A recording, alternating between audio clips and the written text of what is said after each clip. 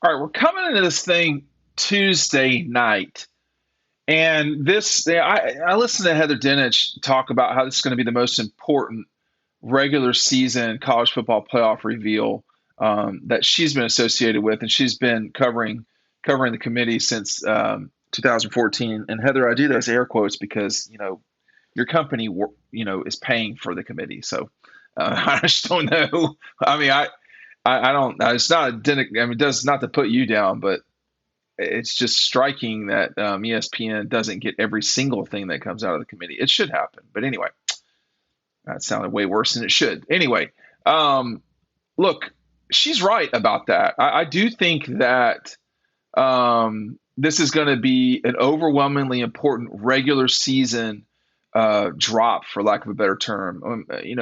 I can't recall if she referenced the Big 12's debacle in 14 where they got left out completely. And that was just flashing red signs. You got to play a championship game. You have to play championship games. And everybody fell in line. That said, everyone's going to be focused on what happens behind the top four, because the top four are going to be SC, TCU, Georgia, and Michigan, and not in that order necessarily, but there's going to be a focus on, all right, who's going to be the two, who's going to be the five, and who's going to be the six. There's a lot of different thinking out there. First of all, I can't remember who wrote it. I think it was the folks at Yahoo, had a very I would say smart take on this, which is that USC is being penalized in a way for playing their championship game. I don't know that that's necessarily true. I mean, they've not won their league. So the other thing is, to me, USC gets the ability to win against every team they've played. That matters. Georgia did that a year ago. Hey, by the way, these Kelee Ringo-Signed books, they're going away quick. So you can order them right down below. I don't need to hit that one so hard because we only have so many of them. But pick them up down below. People are really buying them. Red Zone in Athens, they will have some. They will not have a ton because I don't have a ton to give them. People are buying them that quick from me. So make sure you get them now. It's November. I don't know if we'll have them by we probably will have them by selection Saturday or Sunday, but we might not have a lot. So go ahead and get them now and be done with this. This is an extremely unique event. An extremely unique gift from our really fun event with Kelee the other day. I think the focus will be on, hey, what's going on with Ohio State, Alabama, Tennessee, I guess.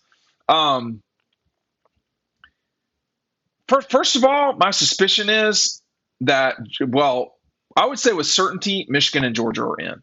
I would say with a lot of certainty, the Texas Christian is as well, because TCU will have beaten every single team they've played. They have already because they're playing Kansas State again. That's a tough draw for them. USC, I think, is a different conversation because they've lost. And, I don't know that that's really fair or right, but this committee, my job is to tell y'all like it is, not to beat around the bush and placate. This committee is not necessarily living by the same rules each time, each week. Is it right? Does USC look like one of the top four teams in the country? Like, to me, are they better than Tennessee, Alabama, and Ohio State? I don't know. I'm just going to tell you, I don't know. And my opinion is this should be the best four teams, not the most deserving. We do that the best are the most deserving sometimes kind of muddies the water a little bit, but if SC beats every single team it's played, and it has done so in the way that they've done it, which is not a lot of close games, it's hard to argue that SC shouldn't be in. I mean, I think everyone agrees that USC wins, they're in. Ohio State is not playing. Alabama is not playing. And very rarely in this thing do you not play and benefit. And that's probably the way it should be. I think there could be some exceptions. Ohio State might be an exception this time. I am overwhelmingly skeptical overwhelmingly skeptical that a two-loss team that did not win its division and did not win its league will get into this thing. When Alabama got knocked out in 17, they did not win their division. They did not win their league. The difference was that Alabama had beaten number 2 Florida State to start the year. They had an outstanding win right there. They had, or excuse me, number 3 Florida State. They went on to go on. They beat LSU, who was ranked, and Mississippi State, who was ranked. They did not play well against Auburn in the championship game, but they had some really good wins. Now, that Florida State team fell apart. But my global point was that these are the way that they were winning games: 24-7, 41-10, 41-23, 59-0, 63-0, 27-19, 41-9, 45-7, 24-10, 31-24. They had to save themselves against a ranked Mississippi State on the road, 56-0, and then they lost to Auburn. They were really killing people, that Alabama team. And if you look at USC this year, with the exception of I think it was Oregon State game, where they had to save themselves on the road. And I don't hate that. I stayed up to watch that game. They have scored a bunch of points. They got some defensive liabilities. So they're not winning the same way that Alabama did in that year. But if you look at, like Utah, that's a good win.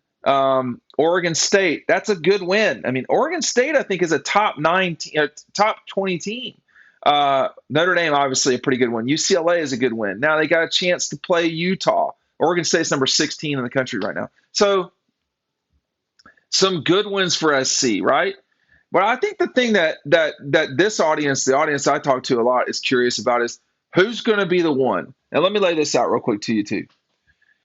I talked about this in the last video with what Paul had to say. All right, and Paul, I think is dramatic at times for a reason, but it's really going to be hard to explain rationally why you would put Michigan in front of Georgia. Okay, you can't really say that. Michigan has a better resume than Georgia, because they don't. I don't know if we're going by the resume test, but if we are, then Michigan has 2 top 25 wins. So not great. By contrast, when you look at that would then, and Michigan's undefeated and have a really good win in Ohio State. But why aren't we talking about TCU being number 1? I mean, they've beaten Kansas State. They've beaten Texas. That's the same amount of wins as Michigan has in the top 25. I don't think that TCU is as good as Michigan. I will tell you that because I use my eyeballs. But I'm trying to be consistent here. I think the top 4 teams are the most consistent. Now, excuse me, are the best 4 teams. Now, all that said, you got Georgia and Michigan fighting this thing out, right? For the number 1 spot. Why? Because they both want to play in Atlanta. If you don't think that they both want to play Atlanta, I mean, I don't know what to tell you. I mean, it's 20 hours closer to Ann Arbor than Phoenix is Atlanta. So, Michigan clearly would prefer to play in Atlanta. The problem for them is Georgia's looked like the better team the bulk of the year. Georgia has, with the exception of the Ohio State win, Georgia has, better wins, plural. So I just, and on top of that, we haven't gotten to this point yet, but, Georgia has LSU this week. And if they were to beat LSU, that would be 5 top 25 wins. I will review them for you. Tennessee, LSU, South Carolina, Mississippi State. Did I miss one? I did miss one somewhere. Oh, and Oregon. So that would be 5. That would be a pretty hard, I just can't imagine that you would put Michigan 1 and keep them at 1. I don't think you should put them at 1, but whatever. And keep them at 1 when, if this is about, I can't imagine with a straight face that someone would say that the college football playoff would be such an outlier that it would put Michigan as the 1 when the AP and the coaches poll voted 94% that Georgia be the one. This isn't like a huge debate. I think part of this is Georgia folks go full bore Larry Munson right now. I mean, like, they are not uber comfortable with success. They have a hard time with it. I mean, I think Clemson fans, not my in-laws necessarily, but other Clemson fans have really chest thumped a lot over the last few years. They were cool with it. Georgia fans don't. They're uncomfortable with it. They don't. They got too much Larry Munson in them. God bless them. I don't mean it bad. And they got too much Vince in them too. Too much Vince Dooley. So, but it's a different time. This is a different time. This is what Georgia should have been the whole time. This is what it should have been and often was. But I think that it's clear they're the best team in the country. I mean, I don't think it's, slam dunk obvious. It's not 100%, no. But it's pretty clear they are. I mean, you look at the eyeball test, check. You look at the resume, check. Now, if they both lose, or if Georgia loses to LSU, then you got a different thing on your hands. I think then you got Michigan at the 1, playing in Atlanta, Georgia at the 2, I would imagine, or the 3. It's irrelevant at that point. And, you just go play in Phoenix. And whoever the 4 is who the 4 is. I could see a scenario where USC jumps TCU. I